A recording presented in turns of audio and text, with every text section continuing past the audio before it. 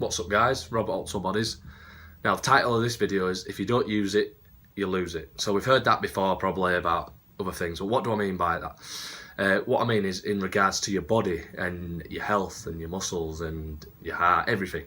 So basically, your body's supposed to be under stressful situations, periods of stress, periods of relaxation. We see stress as a bad thing. It's always labelled as a bad thing. You lower your cortisol levels, lower your stress. If you go to the doctors, how many times have people heard you've got this because you're stressed? You need to chill out more, need to relax. Which some cases that might be truthful, but I think in society these days we've got it too easy. We can be nice and wrapped up in his home with a fire on. If it's raining or it's cold, we can go inside. There's shelter. It's too easy just to sit in and order takeaway. We don't have to go out and hunt for our food anymore, which is basically a form of exercise.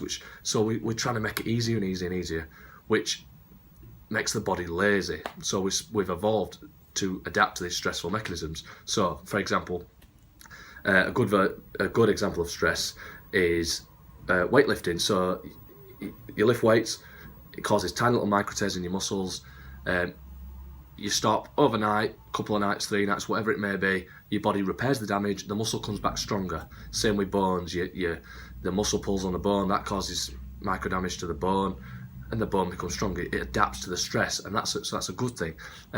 We're supposed to be out in sunlight, the body adapts to that. You get a tan, the body melanocytes, produces a change in pigment in your skin, etc. And it's to protect your skin from damage, UVB rays and things like that. They're actually beneficial. So you've got this hormetic effect. A small amount can be good. A lot could be damaging and detrimental. But if we don't have these minor stresses, so I want it more aimed at elderly and retired people as well. So they might think, oh, I have to start slowing down, or elderly people might be put in a home. And it sounds bad, but I see that as that they're sent there just to sit there, just to live the rest of their days in comfort, when actually the body sees that as like, right, well, we don't have anything to do anymore, we'll just gradually shut down, which there might be in the form of dementia and the memory, and they just start to deteriorate, which isn't a good thing. So I see it in gyms all the time, or out and about. These people that seem to have been fit and active all their lives, they're still running, they're just refusing to get old. They're running, they're weightlifting, they're stressing their body in a good way. And sometimes they're 60, 70-year-old, but they look 40 or 50. So it's really good for aging. So what's the mechanism behind this? So when you raise your body temperature, so this can be done in saunas or when you exercise, like a minor stress to your body adapts by producing these heat shock proteins. And what they do is they're very protective to your whole system, basically. So like plaques in your arteries, so cardiovascular, heart attack problems, along that sort of lines, it's very protective towards that. So you've got a lot less risk of dying, basically. Muscle, sure, these are all backed up by studies. Muscle, bone, protective, maintenance, if not increasing, helping increase muscle size, which is very beneficial and healthy.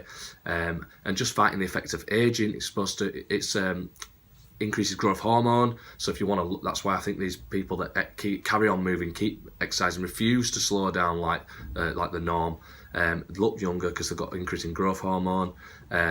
You're more insulin sensitive, which is good, which is opposite of getting diabetes. Cancer, which is obviously a major factor. And it's also shown that people who are obese have twofold, so twice as likely to get cancer. So just exercising for that reason is a great beneficial. So dementia, plaques in your brain that can cause,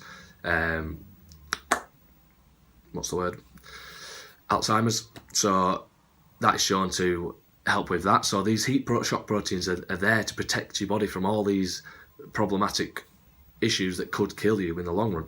So and how do you do it? Just by simply exercising, but you can get the same results just for sitting in a sauna. So these studies followed men for 20 years, and it was like a dose dependent increase. So people that got saunas, the more often they get a sauna, the more percentage increase were that they were likely to survive these detrimental diseases, ways of dying other than accidental, so heart attacks, cancer, things of those nature, which are horrible, obviously.